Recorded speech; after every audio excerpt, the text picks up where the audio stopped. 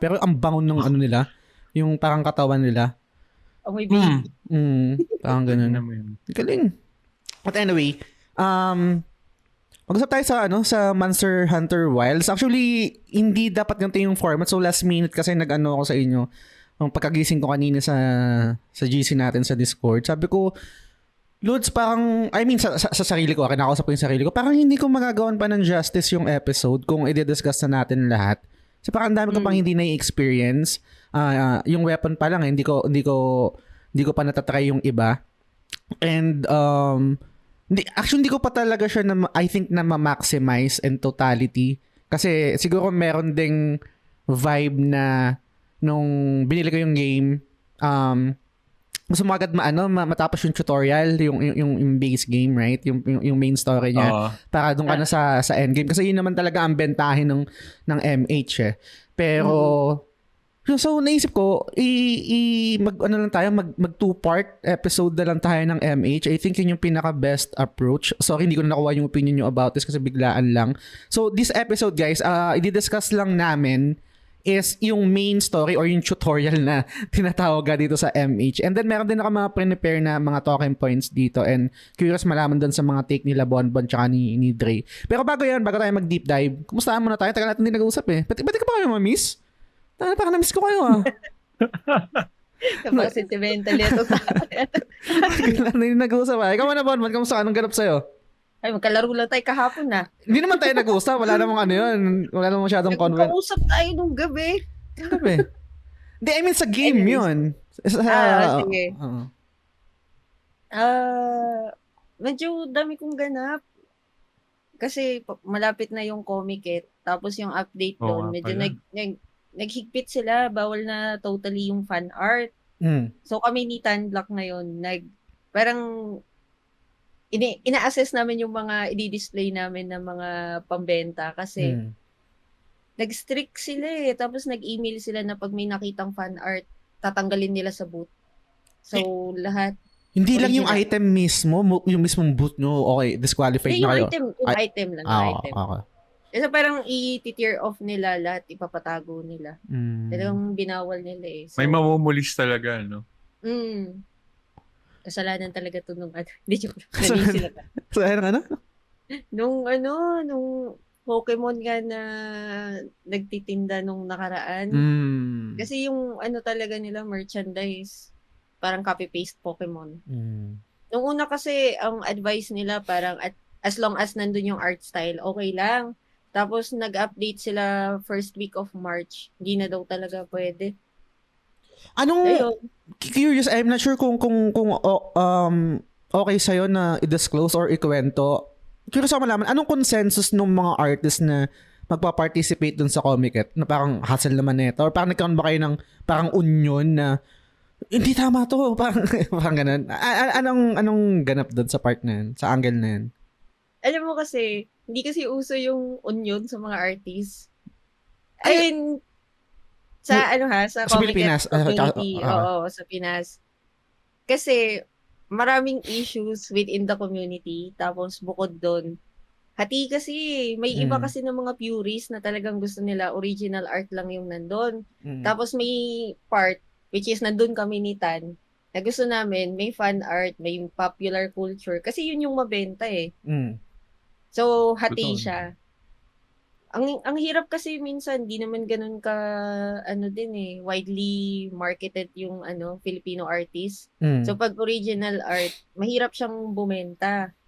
Pag nag-fan art ka, kunwari yung mga sikat na anime ngayon, ganyan, definitely may sales ka na agad eh.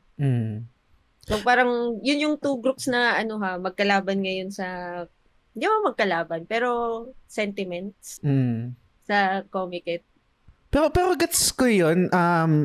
Kunin ko rin yung take ni Dre after nito. Parang, kunwari kung ako artist, let's say, hindi naman lagi parang automatic paglabas mo ng art mo, parang okay, tudumugin ng tao, meron ka ng parang certain level of fan base.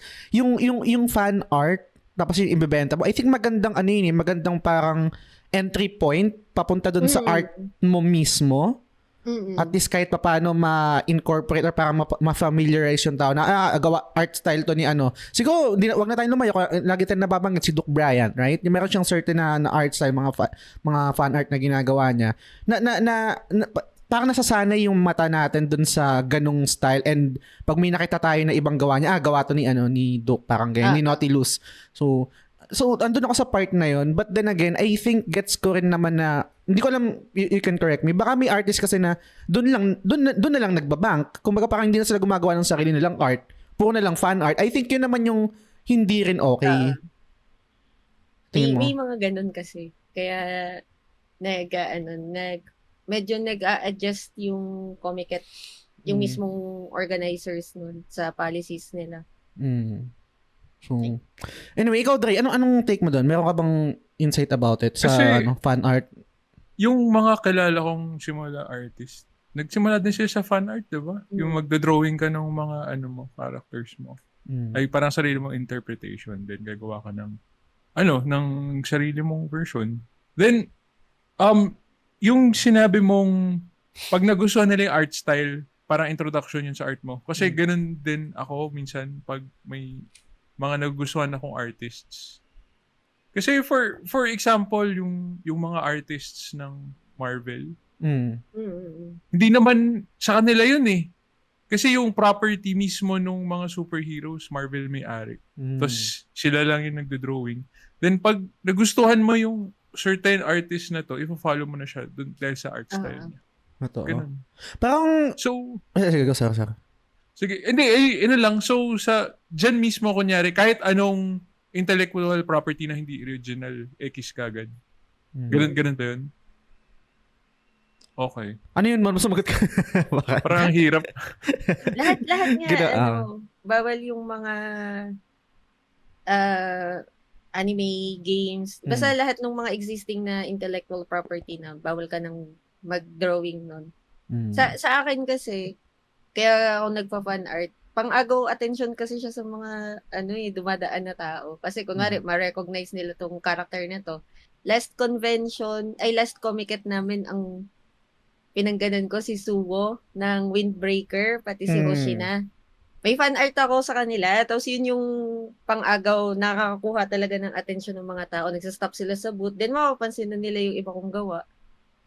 Which is, sa akin, yun yung use ng fan art. So, medyo challenging na tong April. Tingnan natin. Anyways, yun lang naman yung balita sa buhay ko. Pero yun, excited. TGS community, puntahan natin yun. I-set natin. Dumugin natin dun sila Bonbon tsaka sila Tan. Para masaya. May malapit ba na inuman doon? Meron naman siguro doon. Saan ba yun? Mega Mall, diba? Mega Mall yung... yun pala eh. Meron doon. Sa area na yun. But anyway, ikaw Toy, kamusta? Anong balita sa'yo? Ang ganap? Uminom ka ba ngayon? Natapos ko na yung... nice. Pero sakto pacing lang. Hindi naman, malwalan. Okay. Medyo, madami din ganap sa trabaho. May certain deadlines ako na project by April na kailangan na transition. Ayun, so medyo ngarag kasi araw-araw may meeting. Buti nakakasingit ako kahit papaano ng game time. Hindi pwedeng hindi, no? Tapos, natapos ko na yung Kingdom Come Deliverance. Nice. Bago mag-start yung Wilds. Which is, mas okay yun. Kasi ako bala ko talaga, if hindi ko patapos, tatapusin ko siya bago ako mag-Wilds. Kasi pag nasimulan ko to, di na ako makakabalik. For sure, feeling ko. Kasi yung hook, iba yung hook eh. Pag nahata ka na, hindi na makatigil. Pag nandun sa groove, no? Yung parang tayo na meron kang inaay. Yung, mamaya mag-deep dive tayo about it. Okay. Kung mag-discuss natin. Ako naman, wala naman masyadong... Hindi, meron pala. Sorry. Tangina, mag-on-site na kami, pre. Bonbon. Next week? Next week. Yun yung plan, no? Next week. Tapos, ang una ay parang... Okay lang, wala naman nakikinig yata ng katrabaho dito. Bumoses ako, nag-meeting kasi kami na parang, okay, ito yung mangyayari, directive to from our VP, ganyan. So, na-curious lang ako. Hindi ko natiis mga ganun. Alam ko, parang may meta na nakakainis yun yung mga ganun tao sa meeting, right? Yung daming tanong. Ako yun eh. Kasi parang, di ba? Pero kasi, mas gugustuhin ko na nakakainis ako dun sa meeting kaysa naman biglang pagdating nyo sa GC, ang daming tanong. O ba't hindi nyo tinanong? Ba't ngayon kayo nag-guarantee dito sa GC natin, mga ganyan-ganyan. So nagtanong ko, sabi ko parang, curious lang ako, ano po yung rationale or ano yung logic kung bakit nag-decide na mag-onsite na tayo? So, curious lang ako kung is it about productivity? Kasi kung about productivity at may ibang katrabaho ako or sa team namin na hindi productive kaya mas iniisip na mas maging productive sa onsite, magigets ko. Pero walang sinabi na reason eh. Wala lang, sabi lang ng ganyan. Parang super hassle. Tapos, hindi ko talaga nag-rant na ako, traumadam na naman. Hindi ko na napigilan yung sarili ko. Nagsalita ako na parang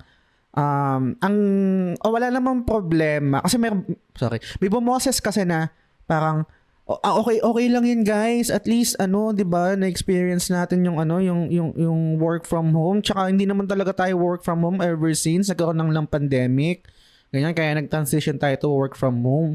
Exactly my point na parang isa sa mga magandang nadulot nung pandemic is realization na kaya mo palang magtrabaho sa bahay. Oh. 'Di ba? Na parang kaya mo mag-deliver ng mga deliverables or ng same output. Kahit nasa bahay ka lang. Tapos sinabi ko pa yung parang okay kung about hindi kasi sinabi na about productivity, pero kung about productivity, yung oras na nasa bahay kami, yun pa lang literal na unproductive kami noon eh. But anyway, bago tayo mag-deep dive sa Monster Hunter Wilds at sa mga games pa na natapos. Shoutout lang muna sa ating mga Patreon subscribers. Mayroon na tayong 38. Dalawa na lang, mag-40 na. Lapit na. Salamat guys. Nice. At tawag dito. Kung gusto nyo kaming supportahan sa patreon.com/thegamesulogshow, punta lang kayo doon. May iba't ibang tier level doon. Merong $2, $5, merong God tier or yung mga producers natin. At yung mga producers natin currently, sila Sans, sila Lance, Mark Divina Gracia, Yvette Suzane Solivilla ng The Ara Channel, si Mike Rubio ng Xcore Gamer, si Kuya G at si Admiral RD Casimiro. And kapag nakasubscribe kayo sa Patreon, maliban sa syempre sinusuportahan nyo kami financially dun sa ginagawa namin, meron kami mga extra perk dun, extra content, pero kaming BBS. Live yun, live recording yun sa Discord.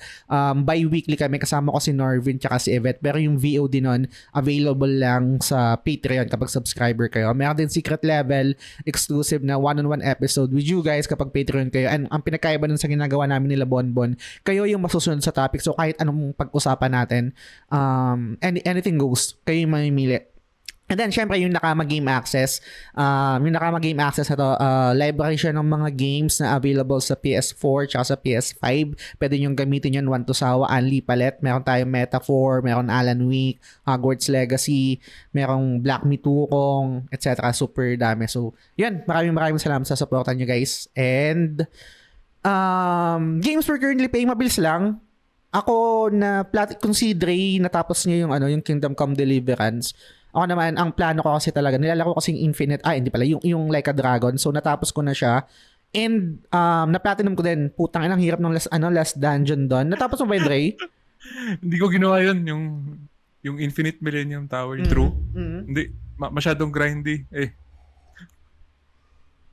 Masyadong grindy. Kasi hindi siya yung I think, magkakaroon kami ng spoiler cast na ito, pero mabilis lang. Hindi to spoiler, ito sasabihin ko. I think isang negative or isang gripe ko doon sa Like a Dragon is kasi JRPG siya, right? And usual naman to. Parang usual meta to sa mga JRPG. Hindi mo matatalo yung final dungeon, yung last dungeon kung hindi ka talaga mag-grind. Hindi siya yung parang kailangan mo talaga at least max 999 yung level tsaka yung job level ng characters na gagamitin mo. Hindi yung katulad ng ibang JRPG na meron kang way to cheese or parang true strategy matatalo mo. I remember merong isang super boss sa Octopath Traveler 2 para makuha yung platinum doon. Hindi ko kailangan mag-grind ng 999. Merong certain way on how to defeat the boss, pero super hirap din yan. Nalaro mo ba yun, Ray? Octopath Traveler 2? Pero hindi ko natapos na umay ako. Umay ka. Sorry. Okay lang. Yung one natapos ko. Lahat. Yes.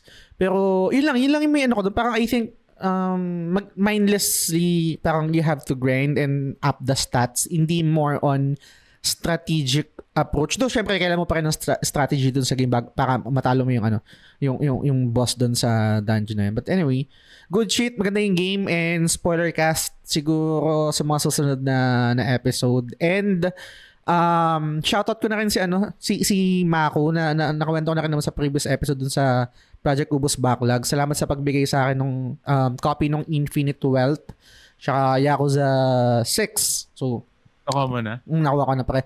Nice. Pero wala, parang majority talaga nag-post kasi ako sa Facebook page ng The Game Silog Show. Kailangan mong laruin yung 0 talaga. 0 pataas, sabi. Solo competitive ako. Inabot ko lang yung gold at least para may skin. So, ayun. Tapos nung nag-gold na ako, tumigil lang ako.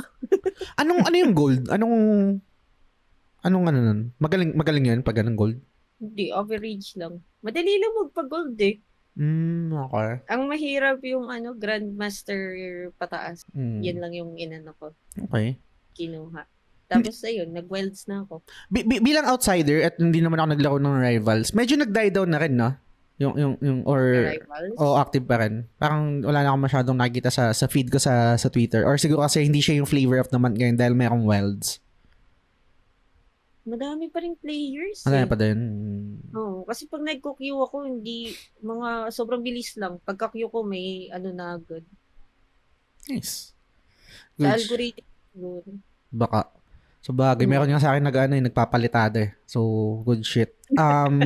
Si Forman memes. si Pora. Pero pag single, kaya na ng 40p. Pero medium lang ako. Minsan sinusubukan ko mag-high, hindi talaga, nagda-drop. Tapos medium, tapos 50 FPS, nilock ko. Okay. Para swabe. Swabe naman ng 50. Pag 60 talaga, minsan tumatalon eh. Lalo na pag, madaming weather effects dun sa area. Oo. Kapag ray daw. Oh, yung sa plains minsan 'di ba mabuhangin. Tapos biglang kikidlat. Tapos may area pa yung may yellow, yung may ice. Ayun, pero ngayon okay na ko na. Nakalaro na ako ng maayos. Hindi na nagka-crash. Oh. Minsan nga kahit nasa Discord bumabagal pag nasa voice chat. Kaya di rin ako minsan makapasok sa Discord. Yun, struggle lang talaga. Pero playable. Nagsisi talaga ako. Dapat sa PS5 ko binili. Bakit naman? Talk to me. Kasi Hindi, kasi kala ko kaya ng video card. And yung 3 series kasi yun sa akin ng NVIDIA RTX 3 series.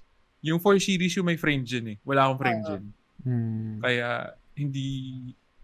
Yung Wilds parang ginawa siya para sa frame gen eh. Yung parang dinesign nila para i-take advantage yung frame gen technology. Hindi ba?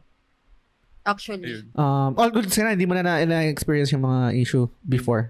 Nice. Pero yun nga, kasi pag bumili ako ng bagong video card, parang yung gastos, hindi siya worth it for yung additional frames na magiging ko para lang sa laro. So, console na lang talaga dapat. Okay. Ayun. Ikaw, Bonbon, kamusta? Anong nangyari sa'yo? Na bilang bumili ka ng bagong, magkano yun? 150,000 na video card para sa Monster Hunter Wilds? Fake news. That's fucky ha. That's fake news. Tawag yan? Worth it yung upgrade kasi isang beses lang ako nag-crash. Okay. Tapos yung mga bug, yung parang nagba-block yung screen. Experience niyo po ba yun, Kuya Dre, sa PC? Yung parang kapag papasok ka sa bagong planes, may mga black screen, mga black polygons. Ay, parang checkered? Parang checkered na Bihira, mga siguro 4 times ko pa lang siya na-experience mula nung naglaro ako. Wala akong issue. Actually, nung una ko siyang nilaro, naka-off yung frame generation. Okay. Yung frame gen. Kaso, ang max lang na FPS ko na nakukuha, 60, tapos minsan bumababa. Nung inon ko na yung frame gen, I think nagna 90 ako, 90, tapos pag idle 120, Basta hindi na ako bumababa ng 60 FPS. Nice.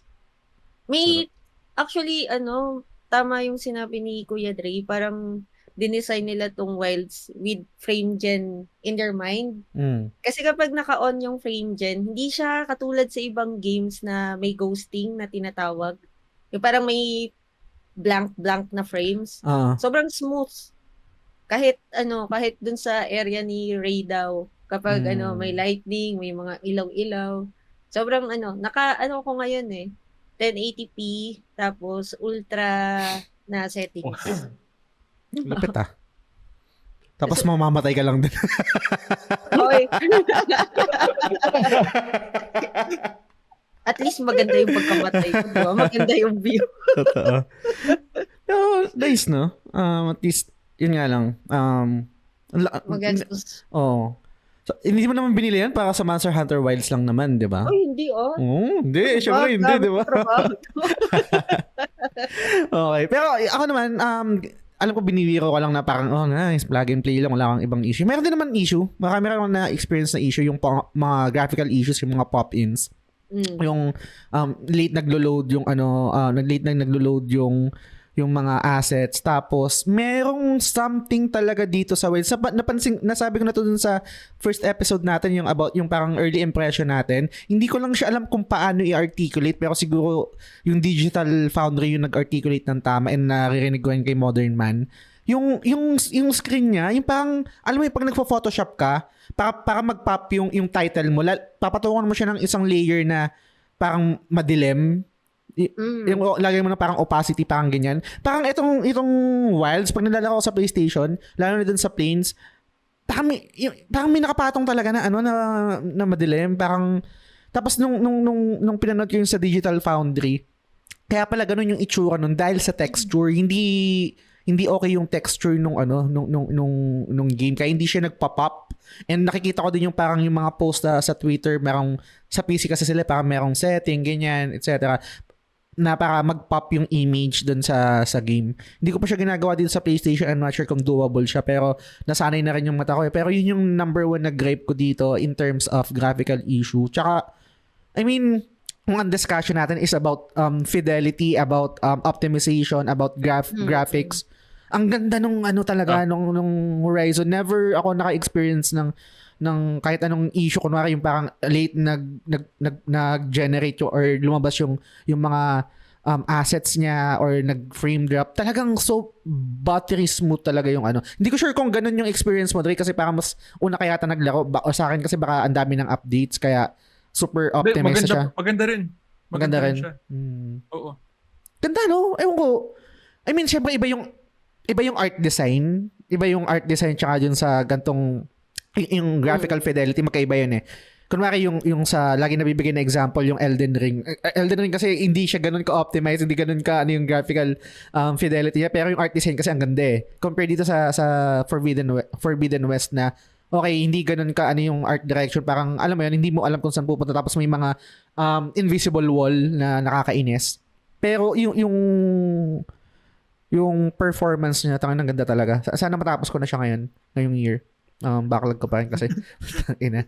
Pero yun, shoutout din sa kay Ray. Na lang ako, medyo parang nalungkot lang ako for him. Kasi ang plano, sorry kung di kayo makakakil kung kasi mag-join kayo sa Discord, guys, kung silent listener kayo.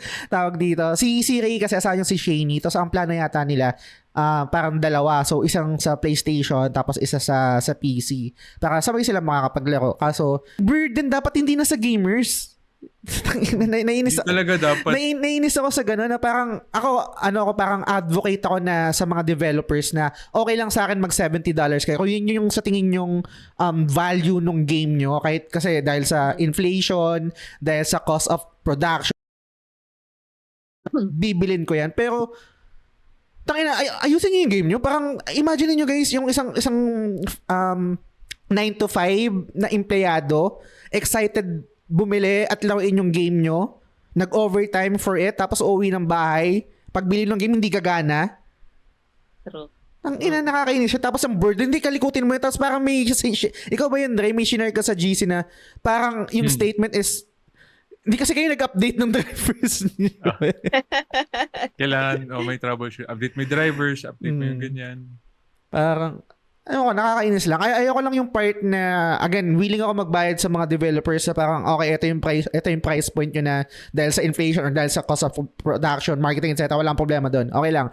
Willing to pay. Pero ayusin nyo yung game nyo. Huwag sana yung burden nasa gamers. Nakakainis yung ganun. But, yun lang. Tingit ko lang. Sige, go. Yung Kingdom Come Deliverance, wala akong issue.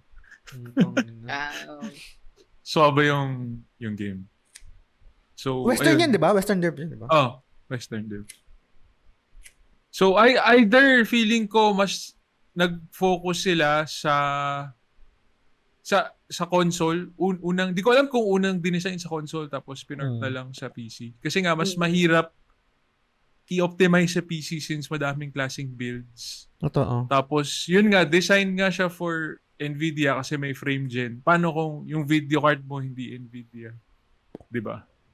Same Lods, di ba? I'm not sure kung magwa 1:1. Same logic sa iPhone tsaka sa Android na parang kunwari yung application or app developer ka, mas madaling i-optimize sa Apple kasi parang isang ecosystem lang siya.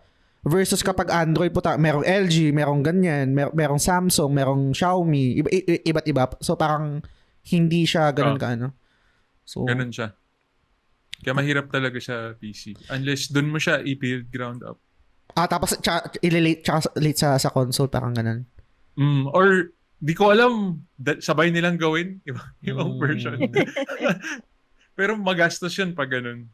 So, feeling ko pumili na lang sila ng parang common denominator or least common denominator, yun ba yung tawag doon? Or parang, kasi iniisip ko hindi pa, hindi pa na-announce to, pero tangina, lost sale potential kung hindi nila ita-target sa Switch 2 to. Sa tingin nyo? Hindi natin sure. Feeling ko masyado tong mabigat para i-port sa Switch. Parang hindi kaya. Kahit Switch 2? Based doon sa specs kasi yung Switch 2 parang PS4, di ba? Yung graphics. Sayang. Pero, anyway, mag-rise na lang kayo guys, mga Switch guy, mga Nintendo. Mag-rise na lang kayo. Okay, so bago tayo konti lang naman kasi yung discussion dito guys. I think mabilis lang ito na episode. Gusto kong curious lang sa inyo. Siyempre maglalabasan yung mga gantong posts, right? Hindi na nawawala to kahit basta mayroong hype na bagay, mapa-movie, mapa-series, mapa-game, may mga gantong post. Anong nararamdaman nyo kapag may nababasa kayo na, ako lang ba? Hindi ko gets kung ano mayroong hype sa Monster Hunter. Mga ganyan. Wala akong pake. Dead man sa Basher. Joke lang. Ako lang ba? Meron na namang, kasi sa PlayStation Pilipinas guys, join kayo doon. Meron mga nagpo-post ng mga ganun. Siyempre, yan ba yun? Yan ba yung shinare ni, sa GC? Sa GC natin. Parang siyempre, ang initial reaction or parang I think ang tamang approach is ignore, putang ana. Hindi worth it yung energy na i-spend mo dyan. Pero minsan kasi, siyempre, pag bored ka or minsan, parang gusto mo lang patulan or gusto mo lang tsumani ng konti, right? Ako naisip ko kasi, ano kayong thought process nito ng mga ganitong tao? Is it genuine? Do you think genuinely asking oblivious or hindi alam kung anong meron doon sa Monster Hunter kung bakit ganon? Or nagbe-bait sila for engagement? What do you guys think? Ikaw muna, Bonbon. Sana di ako makancel. Pero yung mga ganong post, feeling ko attention-seeking behavior online. Gusto maging relevant online. Like mag-trending, mag-viral. Kaya sila po-post ng ganun. Kasi kahit sa mga friends ko sa Facebook na hindi naman talaga gamer, shinare nila yung post, nagulat ako. Ay, be? Umabot doon? Umabot. Biruin mo yung mga friends ko sa Facebook, like mga ano yun, walang kaalam-alam sa PlayStation, sa Monster Hunter. Eh di nag-comment ako dun sa friend ko. Sabi ko, ay, huwag mo pansinin yan. Siya rin yung may skill issue dati na nag-post about sa metaphor. Oo. Hindi niya raw matapos. Tatawa ako eh. Ay, nako. Ikaw, Dre, anong thoughts mo dito? Feeling ko ng debate Mm. siya. Kaya, ano kasi, either hindi niya gusto or ayaw niya makisali sa bandwagon. Tapos, nag-post siya ng ganun. Tapos, either naghahanap siya ng may kakampi or may same thoughts kagaya niya. Mm. Kung meron man. Tapos hingi siya ng validation na Kaya nga, di ba yun yung nagsimula yung ako lang ba to? Ito. Ikaw Ayun. lang talaga. Ako lang ba hindi hype sa Game of Thrones? Pero I mean, gets naman eh. Kung ang intention nung kung sino man to have that kind of discussion, kung genuinely asking kasi hindi mo alam eh, right? Hindi ka knowledgeable about the game kung anong meron ba dito. Right? Kung hindi mo kahit nalaro mo na eh. Iba nalaro mo, di nag-click sa akin and curious ka malaman kung anong meron doon sa game, kung bakit nagki-click sa ibang tao. And then siguro nasa sa'yo na yun kung ano yung parang magiging hypothesis mo or conclusion mo na okay, hindi ko lang talaga kapop dito. Kung yan yung nagki-click sa inyo and yan yung main allure ng game, tapos hindi pa rin nag-work sa'yo, hindi talaga para sa'yo yung game, right?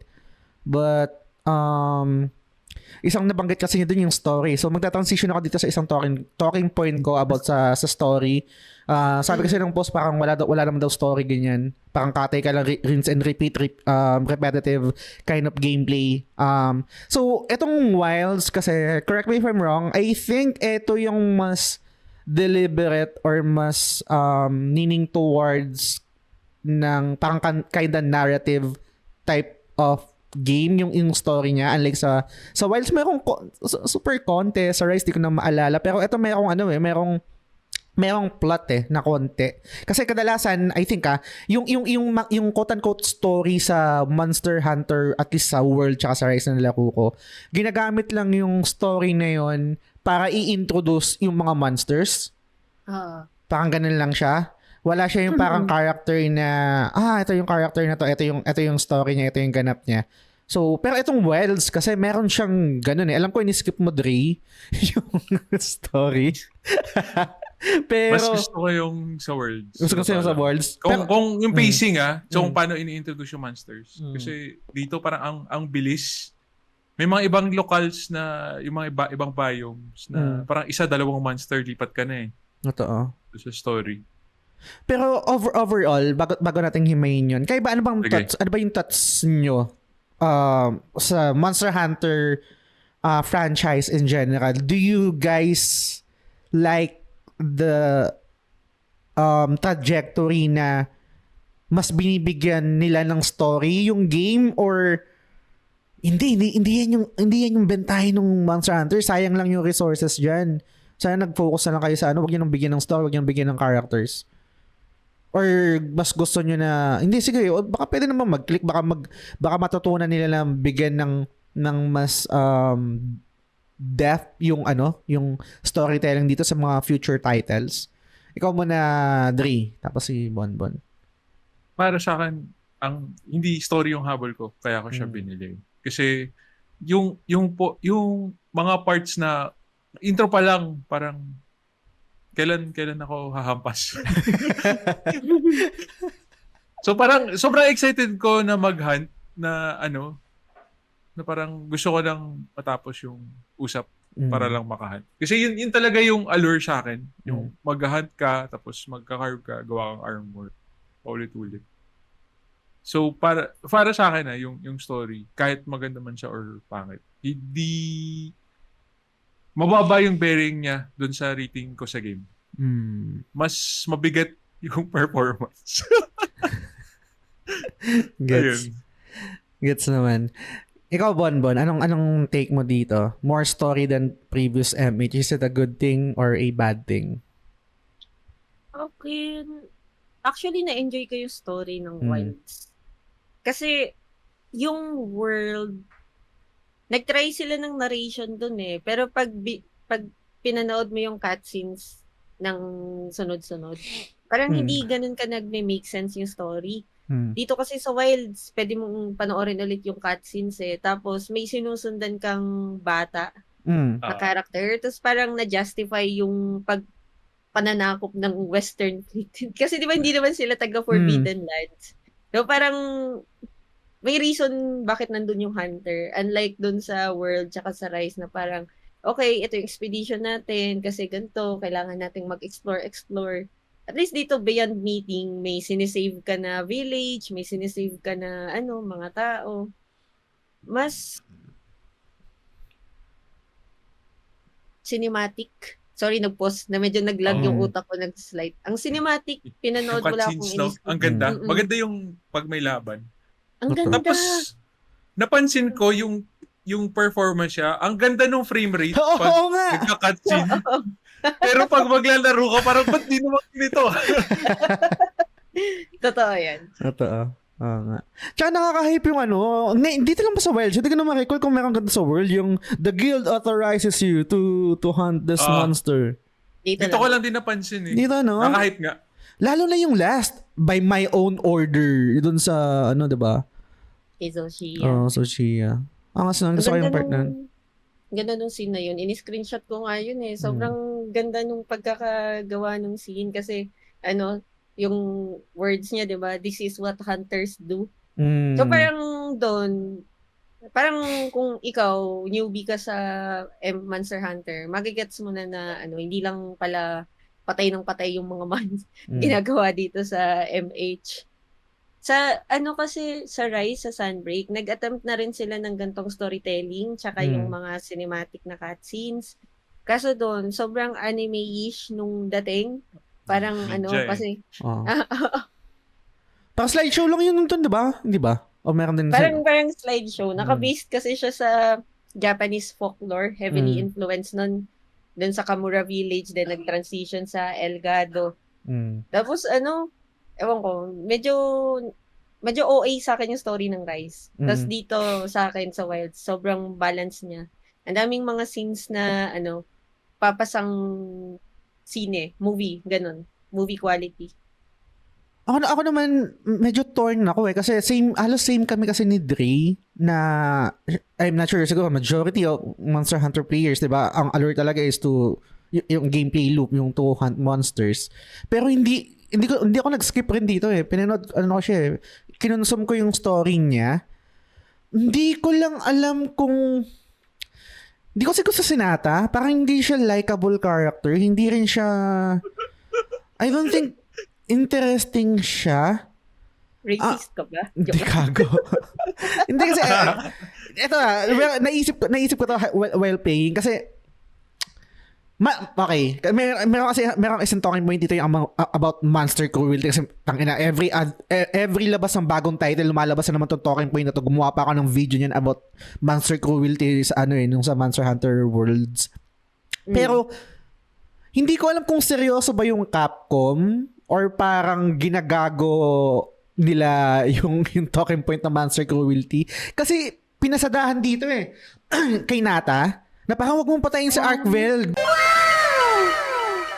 I think ito yung parang take ng devs ngayon dito kasi yung nga Arkveld and then Zoshia parang created kasi yung Arkveld to be a guardian, right? Yung parang to protect. So, gusto ko yung lore, pero hindi ko gusto yung ginawa nila na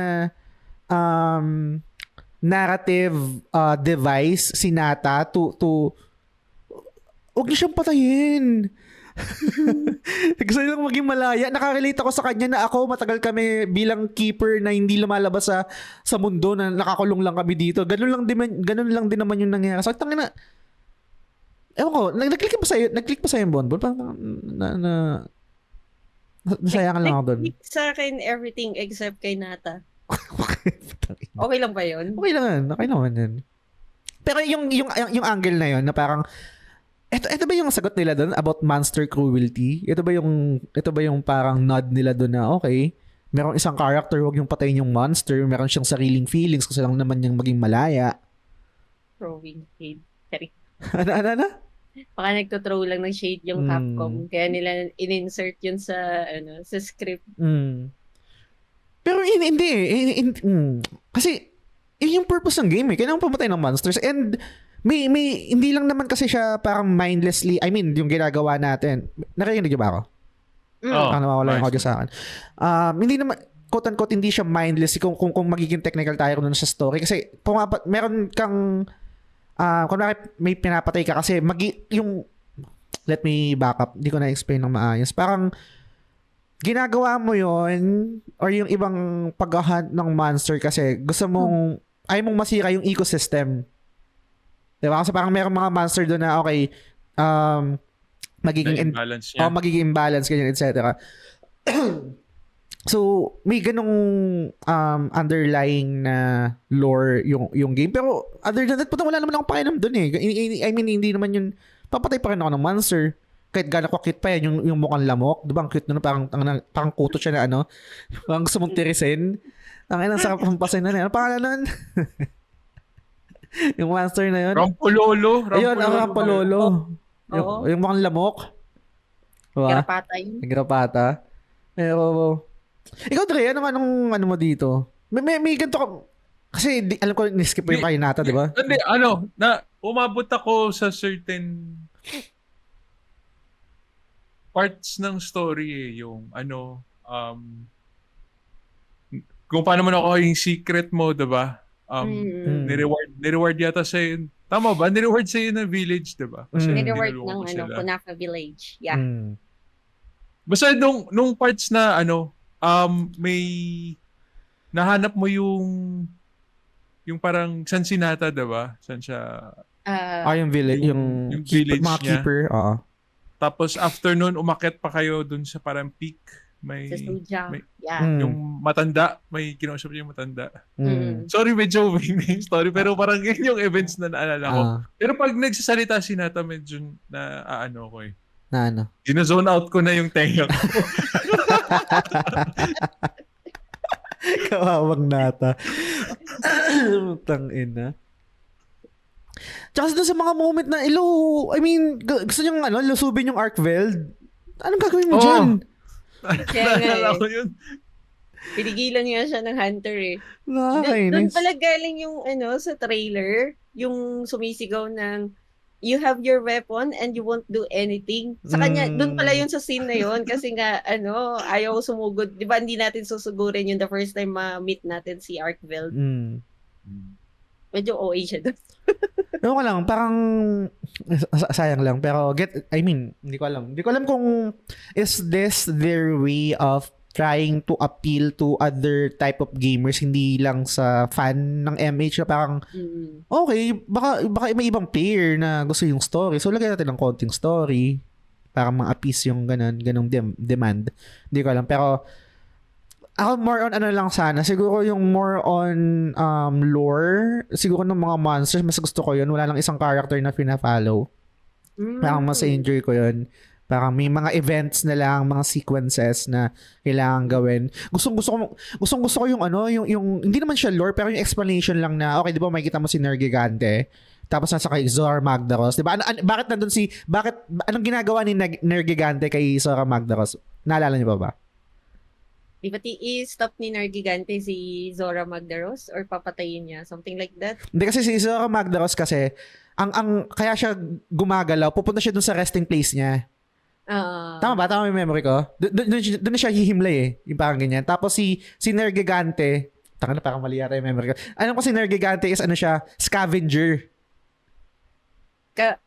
Tama ba? Oo, tama. Diba? Scavenger, ganyan. Anyway.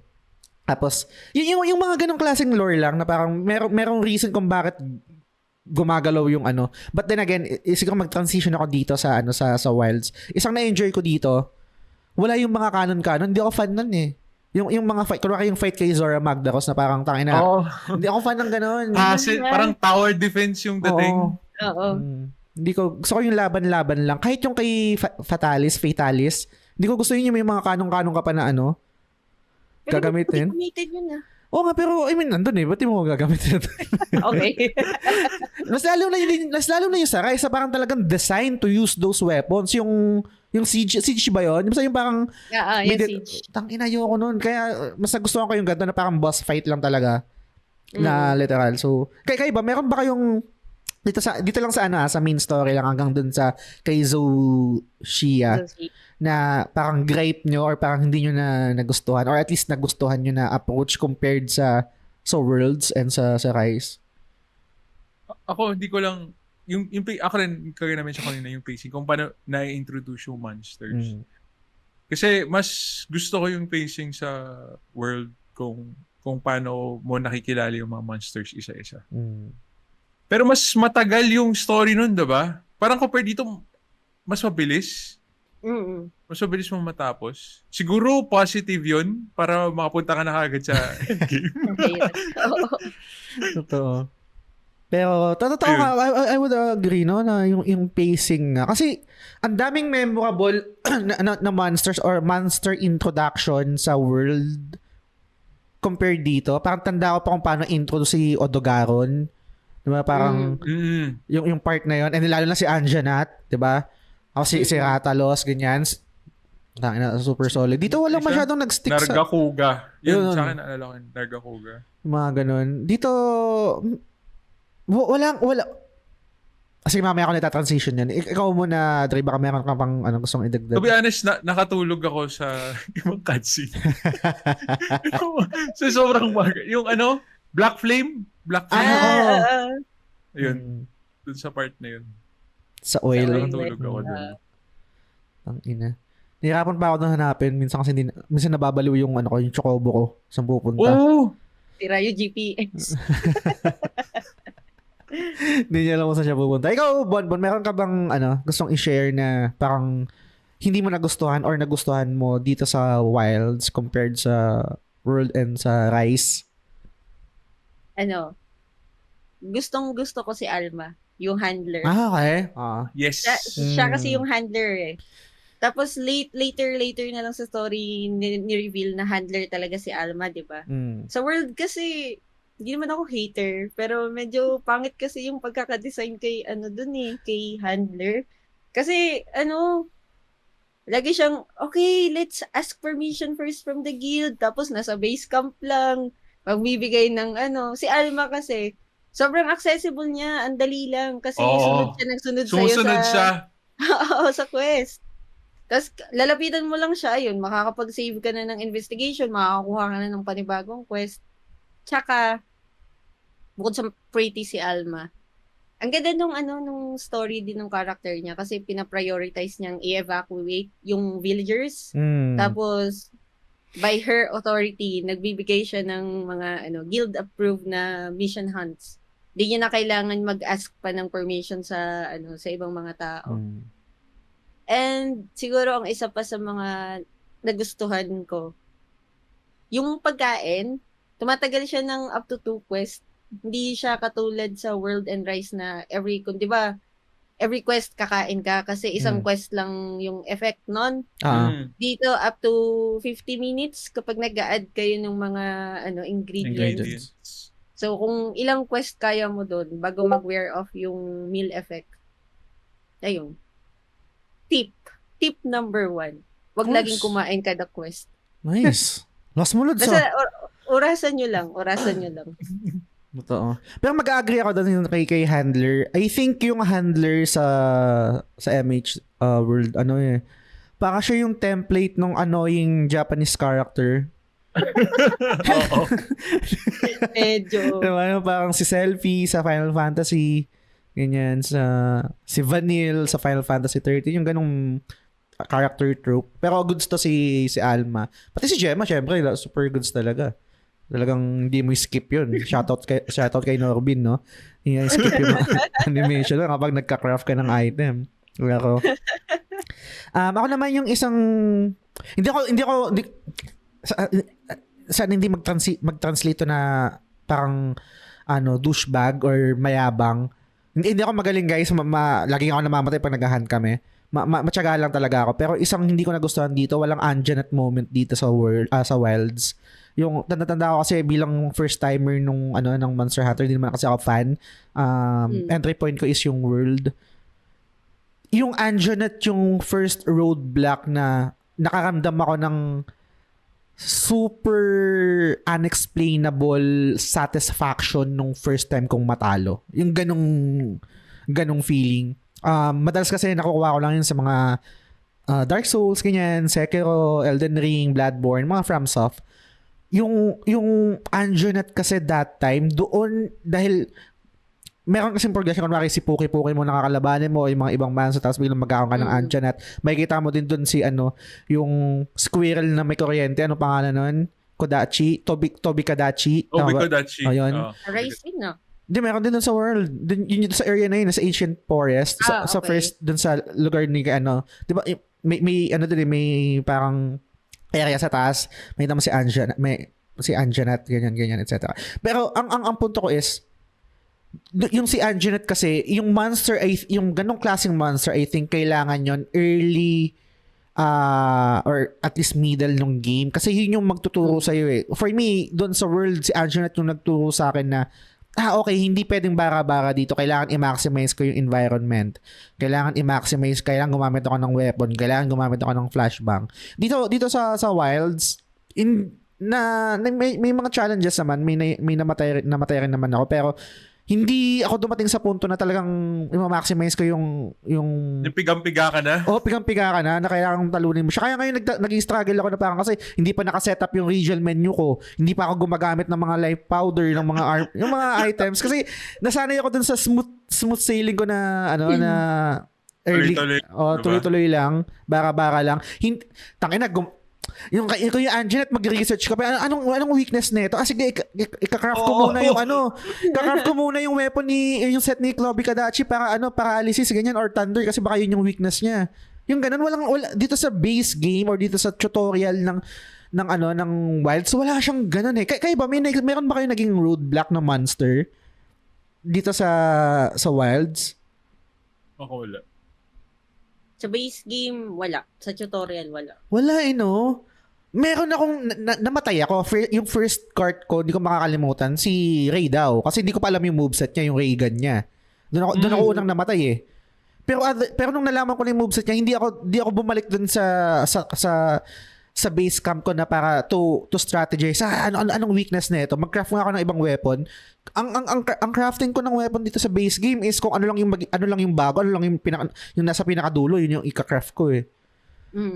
So, yun yung isang hindi ko nagustuhan dito sa Wilds, nga wala siyang Anjanet moment. And yung Kirin, high rank na yun, no? Sa Walang world? Kirin dito. Hindi, sa Worlds. Sa Worlds. Oo, Pero high rank nasa part ng base game yun. Okay. Ito yung unicorn, di ba? Parang unicorn. Oo, tapos may one hit din yung kuryente niya. Oo. Kasi yun kasi yung second yun kasi yung second ko na roadblock. I think si MC kanina nagsabi parang ito yung Kirin, yung si ano ba neto, si Gora Magdalena pa neto, si Gora Magala. Yun yung parang Kirin version neto dito sa Wilds, tama ba? Parang so parang si MC yata nagsabi nun kanina. So ako wala talaga eh. Yun yung isang I think na sayang dito sa sa tutorial ng Wilds. Talagang nasa endgame na talaga yung mga moments na look forward mo. But anyway, sa mga na-introduce dito, meron ba kayong thoughts bago ako mag-transition sa sa next ko na talking point? Okay na ako. Go, Last Bonbon. ako. Sige, go. Feeling ko kasi kaya madali yung story, yung tutorial. Parang ito siguro yung attempt ni Capcom para i-open sa general public yung Monster Hunter. Parang kahit wala kang previous knowledge or hindi mo siya nalaro, madali ka lang makakapasok kasi madali lang siya eh. Nasa endgame yung mahirap. Yun lang naman sa akin. Baka attempt nila to manguha pa ng maraming fans. Possible. I think. Tapos magpapasok na lang ng mga additional monsters, no, sa update. Ang issue ko lang doon kung sa ganong approach, which is totoo naman, I think ganun din naman yung nangyari sa sa world. Hindi ko alam kasi iba't iba tayo na klase ng gamers, right? Kung ano yung nagtitik sa atin, ano yung nagkikreate sa atin ng drive to play that game. Ang worry ko lang is wala yung ganong satisfaction. Yung doon kasi yung para siyang yung si Anjanette kasi para siyang Nami moment ko sa One Piece eh. Yun yung parang tangina pag hindi pa rin yun yung lagi kong suggestion sa mga pag may tao na parang gustong manood ng One Piece. Try mo hanggang doon sa Arlong Park, yung moment ni Nami. Kapag hindi pa rin nag-click sa yun, hindi para sa yung One Piece, parang ganyan. Yung parang Anjanette moment ko. Wala lang. Kasi kung biglang, okay, matapos mo yung base game, tapos bigla kang lapagan ng malakas na monster, parang, alam mo yun, yung transition ng yung pacing nung difficulty, biglang, baka hindi click. Ikaw, may sabihin ka, Bonbon? Oh, meron nga. Go. Wala kang naramdaman nung nasolo mo si Ray daw? Wala eh. Parang, ewan ko, siguro sa akin kasi medyo ayoko nang masyadong sobrang hirap na game. Sobrang satisfied ako nung nasolo ko si Ray daw, pati yung first na Arcveld. Natalo ko siya ng solo. Kasi solo leveling ako hanggang buong base game. Tapos, na-satisfy ako, Ray daw, Arcveld, hanggang kay Zoshia. Pinaka nainis lang ako yung nag-high rank na ako, tapos kinalaban ko ulit si Jindahad. Doon lang ako nag-fail ng quest. Kasi nainis ako sa mga ganun laban. Yung ang daming gagawin. Kailangan bagsakan ng yelo, lilipat-lipat. Putang ina. Yung tawag dito, yung Regis niya yung atakin mo. Oo, ang daming cringe. But anyway, I think yung sinasabi mo, yung about dun sa satisfaction, I mean, yun yung nag-work sa'yo and iba-iba naman. I think yung lang talaga, yung feeling na back to the drawing board ka, trying to strategize, ano bang gagawin ko? Magpapalit ba ako ng set? Kasi hindi ko, alam mo yun, parang part kasi nung loop, yung gameplay loop nung Monster Hunter, I think is yung, hindi lang yung skill mo eh. Part is yung maximizing everything that you can use sa bawat laban. Prep ka talaga. Prep ka.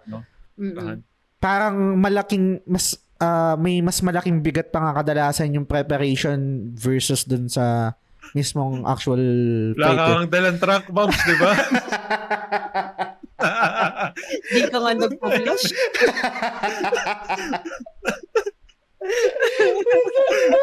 Ibig sabihin. Ngayon naman ako shock trap. Dala ko naman yun. Lods, seryoso. No joke. Hindi pa ako nag-aayos ng ng regional menu ko. Kahit pang craft ng yung craft, yung parang shortcut? parang shortcut mag-craft ka while on wala. Pag naubos yung mega potion ko ng 10, ubos na yun.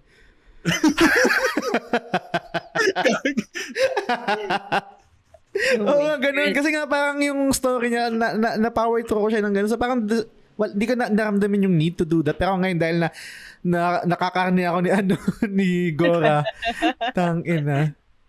Kailangan nang gawin. But anyway, ikaw, Dre, meron ka bang ganun? So hindi yata ka na tanong kanina. Yung sa akin kay Jindahad lang din. Jindahad ako. Kasi may mga one shot siya eh. Na attacks. Doon lang ako naiirita. Pero other than that, okay na. Yung manageable lahat, halos lahat. May mga isa or dalawa lang talaga na yung struggle kalaban. Na hindi ka nag-strategize sa parang, okay, magpapalit ako ng weapon. Ano bang weakness na ito? Saan ako strong dito? Anong weapon? Parang ganyan. Anong armor? Never ako na ganun. Naalala ko dati sa Worlds, naggaganon ako eh. Ako din. Lalo na kay Anjanette pa lang eh. Gagawa ka ng element na pang-counter para lang dun sa monster. Alam mo dati meron, gumawa talaga ako lahat. Para lahat ng element meron. Hindi ko alam kung meron dito sa Wilds or Bonak lang ako, hindi ko napapansin. Before, if I remember it correctly sa Worlds, yung parang yung dragon attack para hindi hindi gamitin yung super power nung monster. Yung parang maka-cancel out siya. Hindi magpo-proc. Di ba kunwari si Teosan, may aura siya. Pag ginamitan mo siya ng dragon attack, hindi siya titira. Hindi niya matitira yung sabog. yung sasabog. Oo. Hindi ko alam kung meron dito. Wala akong maalala. Pero Pero parang napapansin. nung naglaro tayo, mention nila MC si Gor Magala pag nag-rage. Kailangan mo lang daw i-damage para matanggal siya. Para matanggal siya rage. Kailangan mo lang matira. Pero ang likot kasi, yun yung struggle. Totoo.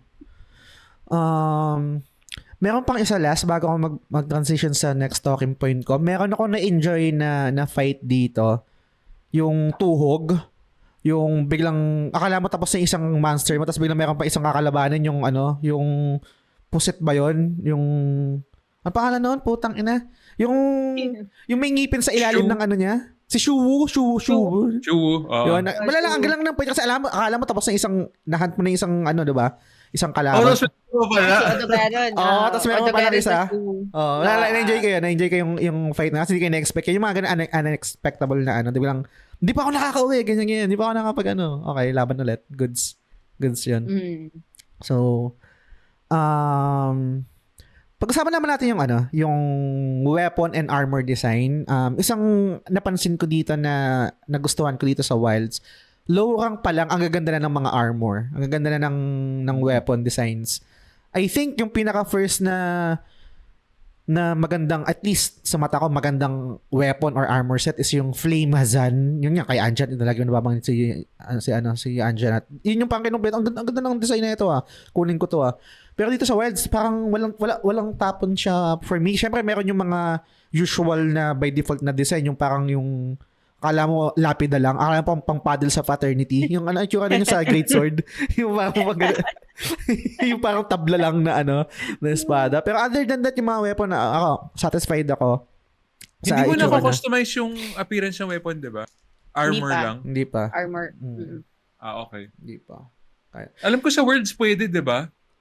Oo, pero sa na yun? Sa DLC, sa Iceborne, kapag ka na, nasa guiding lands, nandun yung mga materials nun kaya mahirap siyang i-grind.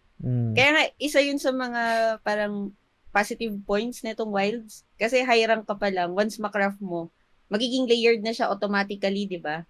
Kahit di mo siya i-equip. Sa world kasi, lahat ng materials para sa layered equipment, fina-farm, mahirap kunin. Ilang beses mo pang, i-farm sa mga quest, sa mga event quest, sa guiding lands. Dito ang dali. Sobra. Habang nagsasalita ka, nai-imagine ko yung mga OG Monster Hunter players sumisigaw sa screen, hindi yan Monster Hunter! Grind this life!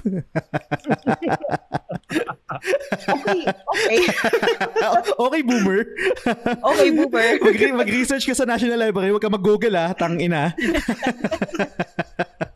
Hindi kasi, yung Fashion Hunter, for fun na yun Dapat di na talaga siya grindy Kasi, isa na yun sa mga parang, alam mo yung relaxing moment mo sa Monster Hunter na magde-design ka lang ng costume mo, customize ng buhok, ng armor, mix and match, ganyan. So, feeling ko hindi naman talaga dapat grindy yun. Gets. Pero sorry, tas babalik ko kay Dre. Merong isa lang, minor gripe lang to. Okay, magaganda yung mga weapon sets, right? Yung mga armor, right? Maganda hands down, nagustuhan ko siya. Meron lang akong napansin. Hindi ko alam kung napansin niyo to. Sorry, kailangan ko talaga mag-compare kasi syempre yun yung point of comparison ng World tsaka Rise Dito sa base game, dito sa tutorial, yung bago mag-end credits, never akong umulit ng hunt para kumpletuhin yung set. Pag natalo ko na, okay, kumpleto ko na. Na-expect na niyo ba yun? Na-notice niyo ba yun? Kasi sa World, parang... Nag-hunt ka pa? Okay. Pero hindi ganun kadami. Mga isa or dalawang beses lang. Kasi may mga ibang materials kailangan mo basagin yung ulo para makuha yung fang. So, ganun lang. Pero dati ang tagal. Ilang uulit ka Naalala ko yan, andyan na naman lang po. Paulit-ulit ilang best ko pa na ito para makompleto yung set ng hype na yun. So, baby mode, sabi nga ni Modern Man. So, anong naging set nyo or armor? Hindi ko na pala natanong. Anong weapon nyo pala? Sorry. Taka na dapat sa umpisa ko tinanong yan. Anong main nyo? Ako, charge blade. Tinapos ko yung tapos nag-switch ako. Dahil sorry, pataas ako ng konti ng Ay, sorry. Tsaka yung camera. Taas ang retro. Ayan. Sorry. Okay. Nagsimula ako charge blade. Hmm. Tapos, nag-transition ako to heavy bowgun nung, nag-high rank na. Nice. Tapos ngayon, nagsawa ako sa heavy bowgun kasi wala kang isipin. Pabaril ka lang eh. Walang combo. Walang kahit ano. Aim and shoot lang talaga. So, may mga moments na nakakatamad. So, lumipat ako sa switch axe ba yun? Yun yung ginagamit ko ngayon. But ang gastos mo sa no? Kasi bawat weapon, palibagong farm. Tapos gumagawa pa ako ng Atrian. So, pina-farm ko rin yun. Hassle nung ang hayop ng weapon. May specific element ka, diba? Tapos kailangan match yun pag Atrian para makuha mo yung bonus. Tapos yun, kinukuha ko ngayon yung blast Nice. Para sa additional damage. Ayun. Ikaw, Bonbon. Great sword. Nice. Great sword ako hanggang ngayon na oo, baby mode. Pero sobrang natuwa ako sa changes na ginawa nila sa Great Sword. Lalo nung na-discover ko yung focus slash perforate. Basta yung lalagari yung GS mo. Tapos pag kasi sakto sa wound, diretso TCS siya. Kaya gustong-gusto ko siyang ini-spam. Ang laki ng damage. Totoo. Saka malakas din yung counter niya eh. Di ba may counter slash siya? Tapos hindi ko pa magawa eh. Ang hirap i-timing. Oo. Sobra. Pero yung block ng GS medyo reinforce siya dito compared sa World. Tapos hindi rin ganun kalaki yung bawas ng sharpness. Ito observation ko lang to ha. Pwede naman tayong i-correct ng mga veteranong GS user na listener natin. Pero sa experience ko, pag nagbablock ako, hindi ganun kabilis mawala yung sharpness. Tapos, napoproc ko kagad yung power clash. Sarap yan. Timing nga lang, timing. Yan yung inaaral ko at least ngayon kasi hindi yung muscle memory ko nasa tackle. Nung sa world yung sa world kasi yun yung ginagamit ko bilang iframe. Kunwari pag may mga strong attacks, ganyan, ka-cancel ko yung TC tapos magta-tackle ako kung tama yung timing. Hindi ako nababawasan nun eh. Or let's say ma-negate mo yung atake nung kalaban. Dito kasi medyo may pagka high risk, high reward yung pagbablock tsaka yung pag-offset rising slash. Kung isusugal mo talaga iputang ina. Kung gusto mong gawin yun, isusugal mo. Wala kang namang putang ina. Papakabibi ka dun sa kailangan mo mag-commit. So, mamamatay ka talaga. But then again, I think yun yung satisfying doon. And hindi ko pa na-master. Again, alam ko, putang ina, may mga veterano tayong mga Monster Hunter dito player. Kung may mga nakikinig, may maligaw dito. Ang sabi na dali-dali lang yun eh. Tingnan nyo yung platinum ko kung nadadalian kayo. Okay?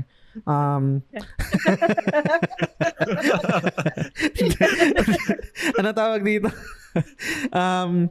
Ang nagustuhan ko dito is, ewan ko napansin mo to, Bonbon, yung moveset ng GS, laging may shortcut at least kahit pa paano papuntang TCS. Lahat. Diba? Hindi na tatlong charge. Hindi na tatlong charge. Magtatatlong charge, kasi kunwari, diba, yung charge, focus kang ganyan, pack, ganyan.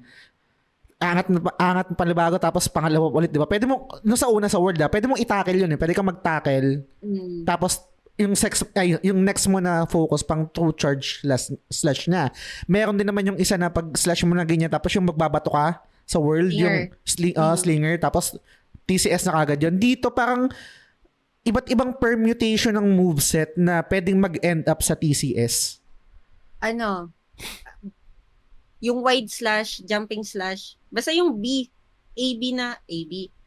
YB na combo. Kahit yun magkasunod, basta nagcha-charge ka, marerekta mo siya ng TCS. Tapos kapag tumatama ka sa wound, may chance din na mag-proc siya into TCS. Kaya nga pag nag-focus slash, tapos sakto sa wound, TCS yung next charge mo. Ito. Medyo kaya nga, masaya ako sa movements. Tsaka yung isa pa, yung kunwari di ba na timing mo yung offset rising slash, tapos ibang maka-counter mo siya. Gaganon siya yung slinger niya, tapos lalapit siya, automatic. Yung character mo, tapos pwede mong, i-combo. Parang, syempre, alanganin naman, ang hassle naman nun, pag patalsik pa yung kalaban, tatakbo ka pa palapit dun sa yung extra moveset na binigay dun sa mga GS user, na pwede kang ma-teleport dun sa or mapunta ka agad dun sa, parang grappling hook, dun sa monster. May ganun din sa, Switch Axe. Ay, may ganun din? Parang naangas na gusto ko yun. Yung offset slash. May offset slash din eh.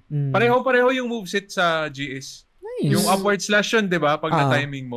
Tapos matatapol. Tama ba? Matatapol, di ba? Tapos mag-grappling siya. Tapos pwede mo i-follow up. Ganun. Sarap. So, super satisfying. So, may gusto pa ba kayong sabihin nito bago ako mag-proceed sa another talking point? Okay. Let's go. gumagawa ako armor pero hindi ko siya for prosthetics lang. Forma? Pang forma lang? For forma. Coordinate. So, totoo. Di mo susutin para sa skills, pang layer lang. Nag-ano na ba kayo? Gumagawa na ba kayo ng build? Parang hindi pa ako gumagawa ng yung literal na build. Hindi pa ako maabot sa kind of behavior na mag-google na ako or mag-YouTube na ako. Gumagawa ako ng sarili kong build sa utak ko na parang maganda. Kasi yung utak ko medyo hinge pa, medyo tied pa sa world na parang yung usual kasi na I think, I am not sure, Bonbon, na parang ang kailangan ng GS syempre, focus, level 3 para mabilis yung focus niya. Weakness exploit or attack or kung anong mga shit. Hindi pa ako masyadong nag-iisip sa build. Kaya ba? Nag-ano na kayo? Nag-experiment na? Parang based dun sa game state ngayon, parang hindi mo kailangan i-build. Mag-min-max, no? Hindi mo pa kailangan mag-min-max. Kasi ang gamit ko ngayon na build dun sa melee ko is yung full arc build set pa rin. Yung wound breaker, yung weakness. Ay, Flayer? Flayer yung tawag mo, ba? Flayer. Flayer. Yung dalawa lang yung gamit ko. And so far, okay naman. Pero may iba akong set sa sa machine, sa heavy bowgun ko. Ano siya? Ano tawag dito? Yung pag every 4th and 6th attack mo, may bonus damage ka. Ooh. Nakalimutan ko yung tawag doon. Nice. Pero pang siya, yung mabilisan. So, pwede siya pang dual blades, pang bow. Ayun. Ikaw, Bonbon. Hindi pa ako mabot sa point ng min-maxing, pero gumagawa na ako ng isang set kasi feeling ko ngayon ang pinaka-ideal na set plus yung bonus kay Archveld yung Guardian Archveld na set. Kaya inaayaw ko kayo lagi mag-Archveld kasi kailangan ko yung Sabi nun yung heal nun yung pag inano mo yung wound. Diba? May heal kasi. Putang So, agawan, lahat na nag-aagawan. Pag may wound, tayo na pauna ito mga sira. Kaya bad trip pag meron kang kakamping long sword o dual blades. Kasi natitrip ba kayo? Okay, di naman. Magdala kayo ng flinch free na Jewel, diba? Jewel, shockproof ba? O flinch free yung tawag ngayon? Flinch free. Ayan, para di kayo lalo kasi nauunahan Paunahan sa focus strike. Ay, go. Meron din ngayon I think discussion yung nababanggit lang. Mas prefer nyo ba ngayon na yung decoration is tied to a specific part of armor set? Unlike before na ang pagbabasehan mo lang is yung slot. Kunwari kung 1 slot or 2 slot or 3 slots. Ngayon kasi kunwari yung meron lang specific na decoration only designed for weapon. Tapos meron ding decoration na design for armor sets lang. So kunwari yung attack hindi mo pwedeng lagay sa armor, sa diba? Armor. Oo. Anong thoughts niyo doon? Di siya. Para sa akin, mas gusto ko yung dati. Mas freedom. Di ko alam kung dahil siguro may ilalabas sila in the future na ibang decos. Para hindi mo siguro ma-exploit ng mga tao. Hindi ko alam. Pero, madali na yung game so far eh. Ito, Pag na magreklamo, no? Madali naman. Ikaw, Bonbon, anong thoughts mo dun sa design decision ng devs na gawin ganun yung decoration sa armor, sa set? Hindi ko siya gusto, pero at the same time, mas madali na kasi yung drops ng decos ngayon. Oo nga, putang para ina. sa... Ang dami no umuulan. Oo. Kaya parang okay lang din. Okay lang pala. Kasi binawi pala dun sa mga drops. Nagme-meld ba kayo? Hindi. Hindi Hindi na. pa Kasi masyado. nag-drop naman eh. Maganda yung mga drops lagi eh. Naalala niyo ba kung gaano ka-rare yung attack jewel sa world? Oo. Oo. Sobra. Grabe ngayon. Oh my God. Dito pinamimigay lang yung attack jewel 3. Kahit yung gems, di ba? Yung monster drop, yung mga monster gem. Oo. Mabilis Parang ang lang. dami, madalas siya makuha. Oo. May theory ako. Sa bagay, ganito rin naman nangyari sa akin eh. Parang feeling ko sa mga susunod na update, doon lalabas yung Capcom na, madali madali Okay, bigyan ko kayo ng isang malupit dito. Eh kasi, let's be honest, right? Gets ko yung merit na baby mode or easy mode mga quality of life, right? Kasi goods yun eh. But then again, I think kailangan natin ng kailangan natin ng talagang, alam mo yun, magbubuklod tayo na, paano talunin to? Anong set na gagamitin ko dito? Tulungan nyo ako dito, parang ganyan. Ganong klaseng monster. Pero ang susunod yata si di ba? Si Mitsune. Ano pangalan? Mitsuzune. Yung sa Rise yun, di ba? Purple Mitsuzune Yung niya, parang variant. But anyway, I think ganun talaga eh. Mahirap naman yung sa endgame and gagawin namin ng part 2 na episode to. Tumatawa ka, Dre. Nahirapan na siya. Kanina kasi naalala ko lalo tayo ito. Sabi mo, dali naman. Namatay ka after.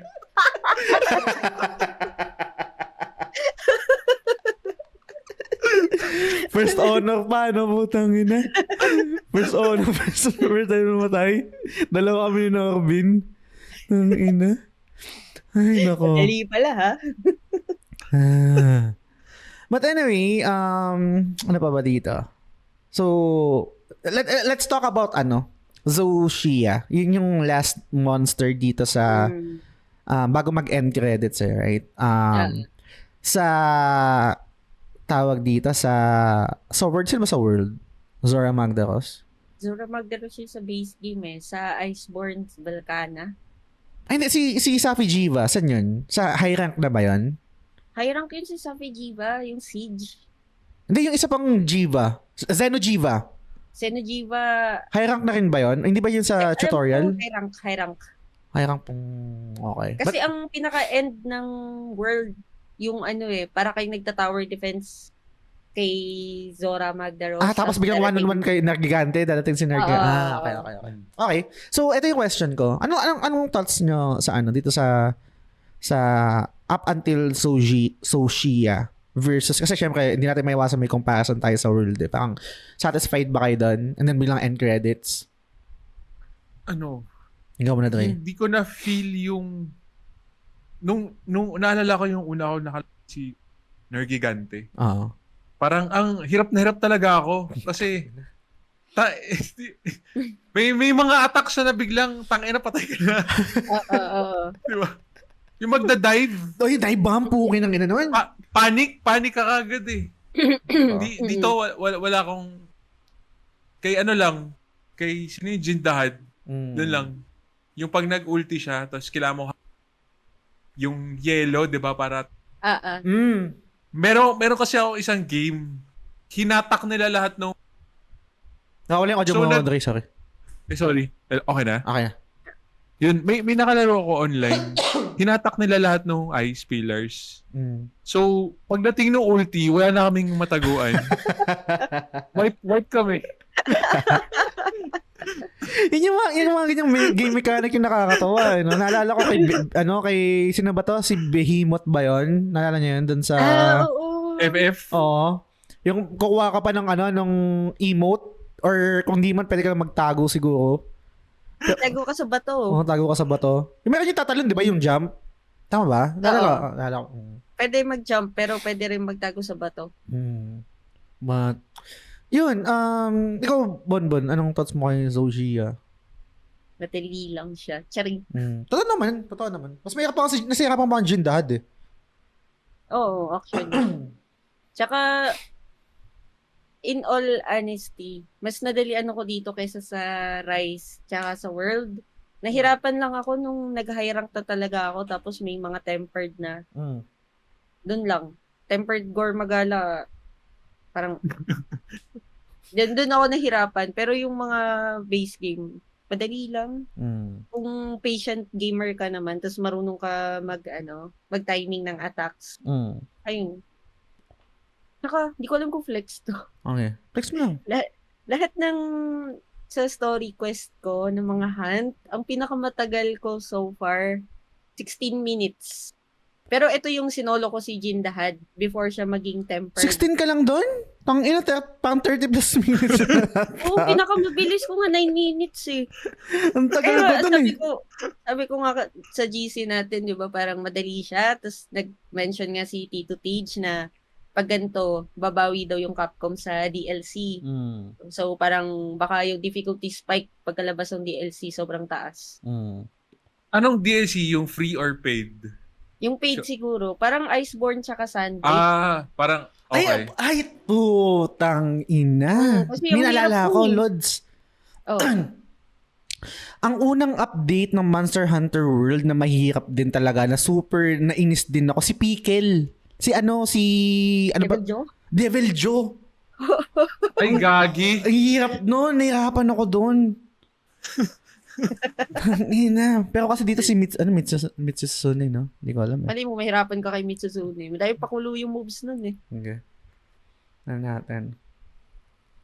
But anyway, last talking points before we end our episode. Sinong favorite monster nyo so far? Dito sa base. Wag natin isa. Hanggang Zoshia lang. Kayo na bahala sa criteria nyo, sa design, sa moveset, sa challenge. Ako si, Lalabarina. Sino yung gagamba? Hindi, yung tumitira ng bulaklak na pula, yung minahulog. Oo. Ang ganda nung design pag lumalaban kayo. Tapos parang nagbabalay. Umiikot-ikot siya, diba? Nagpipiruet pag, kinakalaban mo. Doon ako naaliw eh. After nun Ray daw na. Ang angas nung nung lightning pag tumitira. Totoo. Ang ganda nung Reagan yun. nung animation. Reagan. Almost. Tsaka, mag-piggyback na ako doon tapos balik ko kay Bonbon. Same din, Dre. Si Ray daw actually yung favorite ko. Nare-remind ako sa kanya ng yung design ni Bahamut na payat. Di ba may iba't ibang klaseng design ng Bahamut? May Bahamut na yung parang medyo slim type siya. Ikaw, Bonbon, anong favorite mo na monster so far dito sa sa tutorial? Arkveld. Alam ko mahirap siya, lalo yung tempered version niya. Anyway, ang pinaka-hate ko, si yung hinant namin kaninang umaga ni Norvin, natapos na kami ng alas 10, ang pangalan na ito. Yung merong veil na tubig, kang ina kasi, ang daming... Utduna. Si Utduna. May shield kasi, di ba? Oo, may shield. Pag naka-on yung veil. Tapos mayroon pa siya yung akala mo kung gumalo, akala mo petit, yung tatalon siya na ganito sa ikot, pang, isang beses. Tapos mayroon pang pangalawa. Nadadali ako sa timing. Ang tagal bumagsak, di ba? May delay. Kala mo si Nameless King ang puto, may delay sa atake. Nakakainis. Meron pa dyan, yung kapag yung tsunami. Yun pa yun. Kasama yung character mo sa na umaagos din kayo eh. Sobrang realistic, nakakainis. Totoo. Ay, sabi mo kanina si Arkwell, wala akong katulad mo na graphics no, nasa PS5 lang ako, hindi ako sa Pro. Hindi ko alam kung nakukuha ko yung yung nakikita mo na graphical prowess ng Pero ang gusto ko dun sa part ni Arkwell, hindi yung parang general design niya, pero gusto ko yung concept ng niya, yung parang siyang may chain, kay Kratos, yung chains niya. Lalo na pag nag-Jinchuriki na siya, yung may kulay pula na. Doon nakakainis kasi one-shot ka, pero ang ganda ng part na yan. 4 yun, tsaka buntot. Tail attack, tapos yung dalawang left side. Left, right, tapos buntot. Sunod-sunod na attack. Sarap nun.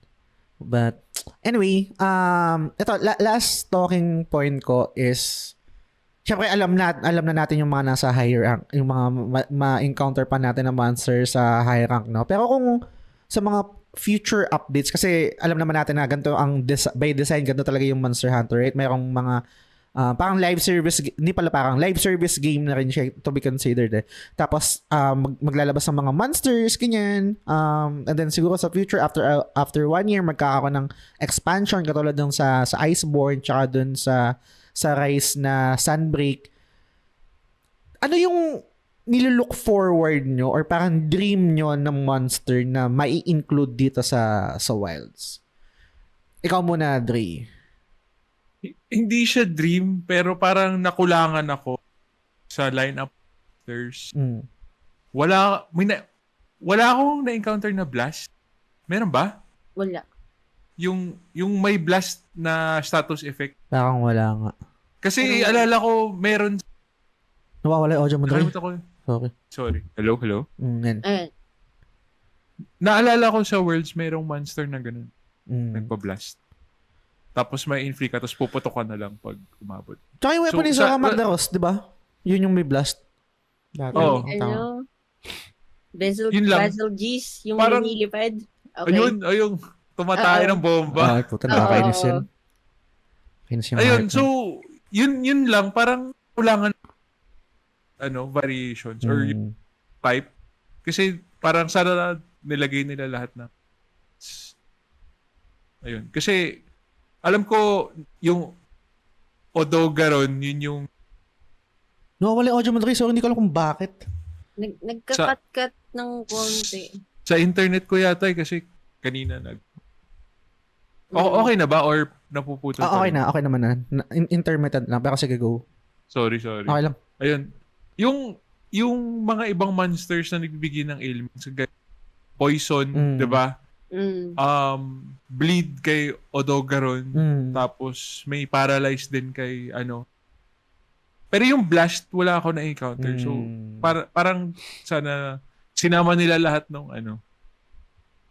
variations nung mga elements na pwede mong makuha.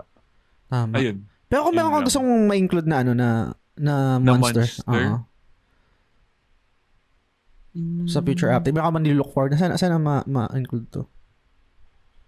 Wala parang hindi kasi ako ganun parang ka-addict sa Monster Hunter na may siguro Tigrex siguro yun. Kasi alam ko mahirap siya. As in, ever since nahirapan ako pag may Tigrex kasi ang likot. Ang hirap makapasok ng combo. Kangkarot yun eh. Sige. Galaw ng galaw. Totoo. So, feeling ko baka ipasok nila. Yun, 2 Tigrex, ganun. Tangina. Solid nun. Nice. Sige. Ikaw, Bonbon. Meron ka bang dream, monster? So, may include? Actually, nung ni-reveal nila sa story na parang genetically engineered yung mga monsters, yung mga guardians, parang feeling ko, maganda kung mapapasok nila si Fatalis sa DLC. Kasi may lore si Fatalis na bumalik siya sa humanity kasi nag-commit sila ng sin, which is pwedeng ipasok na dahil gumawa nga sila ng artificial monsters, ganyan. And sana variant, ibalik nila yung white Fatalis, ganyan. Magandang endgame yon if ever. Tapos siguro si Magnamalo. Kasi gandang-ganda ako sa design niya sa Rise. Pati yung movement niya. Hindi ko pa na-encounter yun. Hindi ko kasi na yung race masyado eh. Maganda siya. Sobrang pati yung variant niya, ang satisfying kapag nakakapag-block ako ng attacks tapos TCS. Yes. Anyways, yung dalawa lang naman na yun. Ako naman ever since isa lang talaga yung gusto ko. I mean, hindi naman ang ganda kasi talaga ng design nito, Lods. Di ko, parang never ako nagkaroon ng kausap na na parang fan din ng monster na to. Valhasak. Gusto ko ng Valhasak ng monster. Yung di ba? Bumubuga. Naalala ko yun. Mawawala yung buhay mo. yung kukunti yung buhay mo. Oo. So, Rotten Veil to, di ba? Tama may memory ka. Rotten Veil. Maganda yung great sword nito, yung itsura. Oo, yan. Nagamit ko. Angas. Naalala ko yun, ang angas nun. So, kaya si Valhasak. Yan. Hindi nga kasi ako ganun ka parang knowledgeable sa Monster Hunter kasi sa world lang ako nag-start. Hindi ko alam kung new monster to sa world or ever since matagal na siya, hindi ko alam. Kasi may mga returning na monster. Pero, kung sakaling magkakaroon ng update, I think possible to eh. Alam mo yun, yung parang pa siya, parang scavenger ng mga tapos andun yung mga patay ng mga monster sa sa lair niya. So ayun sa Valhasak, yung meron siyang aura na pag lumalapit ka, yung kukonti yung buhay mo, yung maximum life mo. Tapos kailangan mo mag ano ba, Nalberry ba yun? Or yung jerky yata. Jerky pang ng buhay mo. So yun. But anyway, yun lang naman sa akin. So yun, any last thoughts guys? Kasi baka meron kayong sariling talking point na hindi ko nabato dito. And siguro overall thoughts dito sa main story ng or tutorial ng Monster Hunter Wilds before mag-proceed tayo sa off-topic recommendation. Ikaw muna, Dre. Masaya siya laruin. Solo, pero mas masaya pag may kasama ka. Yun, no? Totoo. Agree, 100%. Bilang ako guys, bilang solo player, majority of my games talagang mga solo play, hindi ako masyadong mga multiplayer. Enjoy din. Enjoy, kasama, lalo na pag nasa hunt, may mga bloopers kayo. Sabay-sabay kayo nag-paint. Sabay-sabay dito mama kayong TCS. May mga first honor, may mga second honor. Anyway, ikaw, Bonbon, any last thoughts? And siguro mga talking points kung sakaling hindi ko nabato. Good job kay Capcom kasi na-edit yung stickers. Sobrang saya niya. Tapos, second, ang talino siguro nila sa part na yung story about sa Guardians. Kasi dahil doon, kahit sinong monster, pwede na nilang ibalik. Kasi i-connect lang nila sa story na, ay, parang nag-hibernate lang, ginawa na before. Story-wise kung pagbabasihan mo, parang lahat na pwede nilang ipasok, depende na lang sa trip ng Capcom.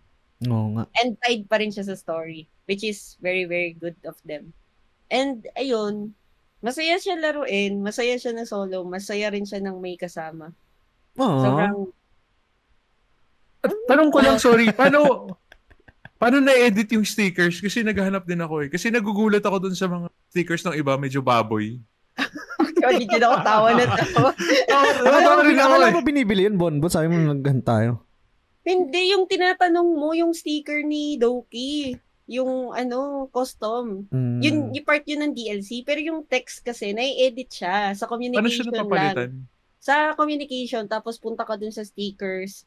Yung sinasabi kapag, gets. Oo, mapapalitan siya. Kahit yung mga emoticon na malalaki, pwede mo palitan yung loob nun, di ba? Oo, pwede. Pinalitan kayo sa akin. Ginawa kong yaw tsaka gitgood.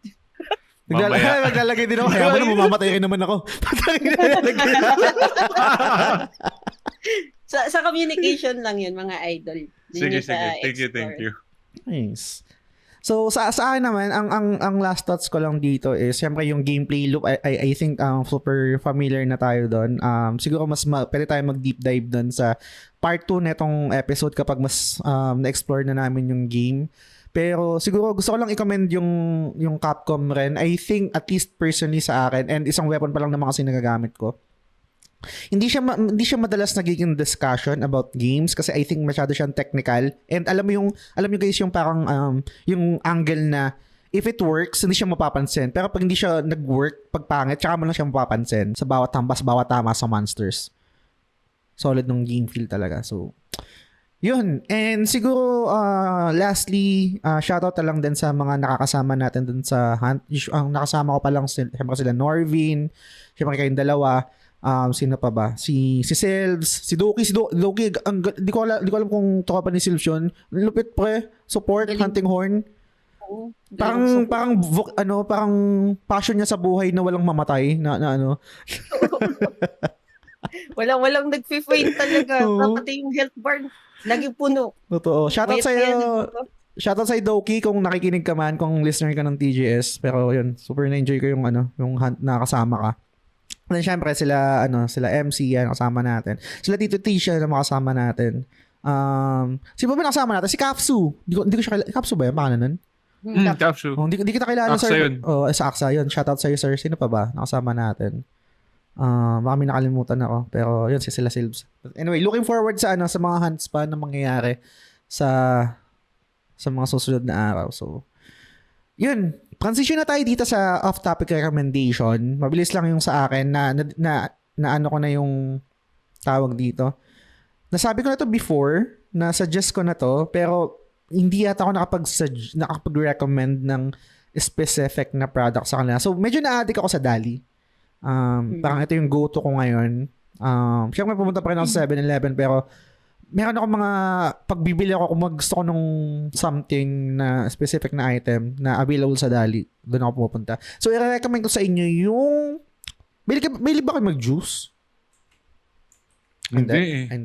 So, para doon sa mga mahiling mag-juice, lalo na yung parang mga nasa carton na usually mga imported na mga juice na galing ng US. I think ganun sila madalas, or mga Korean na product na na mga juice ganyan, grape juice, blueberry, mga ganyan. Recommend ko to sa Dali. Ang name niya is Prima. Wait lang, kalimutan ko yung pangalan. Prima Mango Nectar. Prima Selections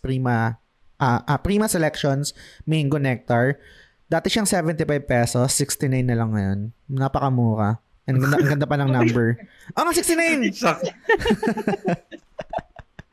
Isang litro yan. 1 litro siya. I think yung mga imported na from the US na mga kilalang brand, mga nasa 100 plus or 200 plus pa yata minsan.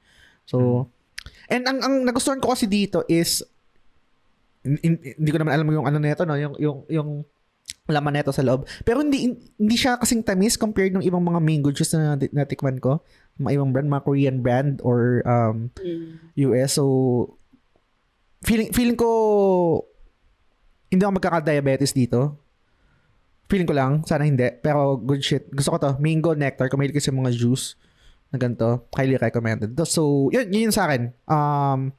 Ikaw, Dre. Anong off-topic recommendation mo? Recommend ko yung bagong series na Spider-Man. Ano yun? Your Friendly Neighborhood Spider-Man. Ano siya? Sa Disney? Ooh. Disney Plus? Animated series. Animated series siya na Disney. Spider-Man. Mm-mm. Pero, lang, siguro if di Thank kayo you, baka mahilig sa 3D, 3D animation, baka hindi nyo trip. Pero para sa akin, okay siya eh. Hindi siya yung, hand-drawn animated. Parang Pixar? Parang ma-Pixar, ganyan? Hindi. Para siyang, alam mo yung The Dragon Prince sa Netflix? Okay. Ganun yung style. Parang ganun style siya. Para siyang Ruby. Alam mo yung Ruby? Hindi eh. RWBY. Parang Arcane, hindi naman. Mas maganda yung Arcane eh. Pero, yung level of animation nun mataas. Pero dito, 3D siya. Okay naman. After one episode, hindi ko na napansin na hindi siya cartoons na hand-drawn na 2D. Nice. Maganda yung story niya. Alternate story siya nung nagsisimula pa lang si Peter Parker as Spider-Man. Tapos na siya or ongoing siya na Tapos yung season 1. Okay yung story niya. Yung love interest siya dito, Pilipino. Ooh! Insert lang. Uy, Philippines. Nice. Tapos yung iba na naman yung best friend niya. Hindi na si Ned. So, imbis na best friend niya Pinoy, naging love interest siya yung Pinoy. Tapos best friend niya dito babae, si Nico Minoru. Japanese naman. Tapos, which yung, niya, yung best friend niya. Tapos, imbis na si Iron Man yung mentor niya, si Norman Osborn yung naging mentor niya. Oh. So, yung tatay ni Harry. So, yun. Parang binago nila yung dynamics kasi parang alternate story siya. Pero, maganda. If fan kayo ni Spider-Man or mahilig kayo kay Spider-Man, magugustuhan niyo to. Ayun. Yes. Ikaw, Bonbon, anong off-topic recommendation mo for this episode? Na-mention ko na to sa, dati nating, yung last na recording natin. Recommend ko sa mga, mahihilig sa K-pop, tsaka manood ng survival show, try niyo yung Universe League. Okay. Siguro 3 beses ko na siya tinatapos. Nakikabing na ba to? Tama ba? O nabanggit mo lang? Nabanggit ko lang. Na-mention ko lang. Okay. Inulit mo na 3 beses? Yung ba yun? Bakit? Kasi, hindi, parang bihira kasi yung wholesome na survival show sa Korea, sa Sokor, na about sa mga magde-debut ng idols. So, sobrang wholesome nila, tapos mga bata. Kaya nga parang minsan may guilty pleasure ako dun kasi may fan ako nung isa, tapos nung nalaman 16 years old lang siya. Parang, wait lang, parang it feels so wrong. Okay, dito na lang ako magsa-stand sa 25 years old. PDF ka, Lods, Pwede...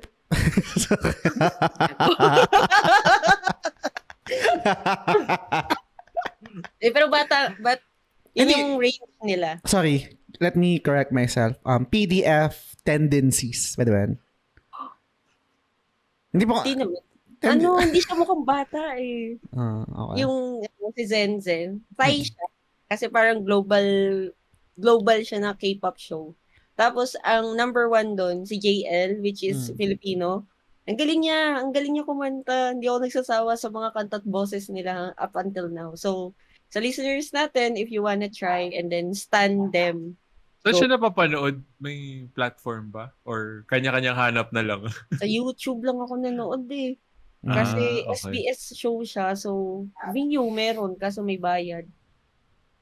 Okay. Oo. Yung sa YouTube, nandun na lahat? So, okay. 10 episodes.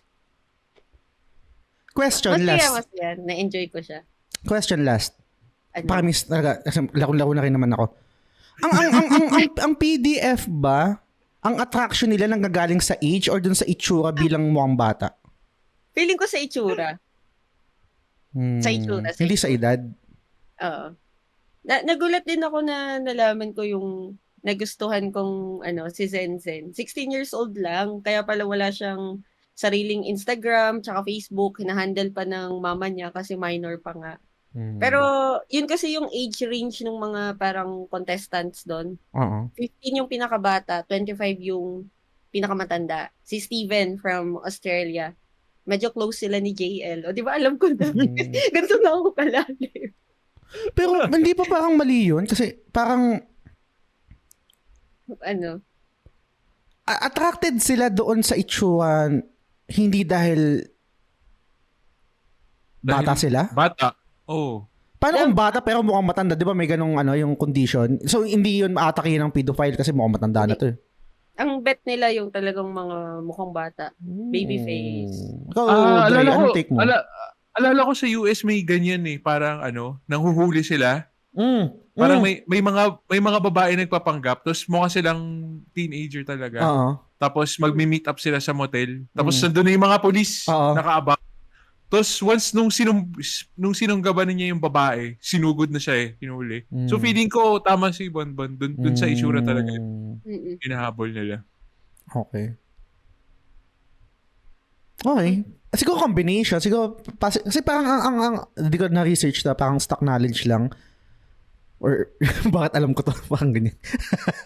Hindi, yung power dynamics, right? I think, isa yun sa appealing sa kanila na sila yung dominant. Kaya lang i-dominate yung Okay. Tapusin natin tong episode. Excited na akong mag-hunt. Maraming salamat sa mga nakinig. And kung nagtataka kayo kung bakit audio lang walang video sa Spotify, panoorin nyo kami. Makikita kami sa YouTube channel. I-follow nyo na rin yan. Mag-subscribe kayo. Mag-like kayo. Mag-comment kayo at lahat ng mga bagay para lumabas sa algorithm. And shoutout again sa ating mga Patreon subscribers. Maraming salamat sa inyo guys. Meron tayong 38 currently, and shoutout sa ating mga executive producers again na sila San, sila Lance, Mark D. Vinagracia, Yvette Suzanne Solivilla ng The Ara Ara Channel, si Mike Rubio ng Xcore Gamer, si Kuya G at si Admiral RD Casimiro. And lastly, gusto ko rin magpasalamat sa, ayun yung magpakilala kasi sabi ko, hindi shoutout kita, pasalamatan man lang kita sa sa podcast. Hindi, wag mo nang sabihin. Wag mo na akong pangalanan. May nagregalo sa akin ng Monster Hunter Wilds kasi hindi talaga dapat ako makakalaro. Medyo madedelay dapat kung parang hindi siya dahil may daming ganap sa personal na buhay. Parang sabi niya, hindi pa birthday ko na sa iyo yan. Sabi ko, sa may pa birthday ko, hindi, pasok na yan. Parang ganyan. So, thank you sa you sir kung nakikinig ka man or ma'am. Hindi ko alam kung anong mo. Saan ka nag-lean towards? Anong bang dito? Hindi ko alam eh. Magpapasalamat ka ba? Magto-throw ka ng shade. Hindi ko alam. Pero yun, thank you sir. Or Basta yan, sir. Sir na lang. Salamat sir. Super na-appreciate ko. So, na-enjoy ko ngayon yung Wilds. So, yun. Anything to promote? Shout out? Bon Ray? Yeah. Wala. Okay. I'm good. Sige. So, yun. Salamat kayo sa lahat na nakinig. Dito na tatapusin yung episode. Sa susunod na episode ulit. Bye. Bye.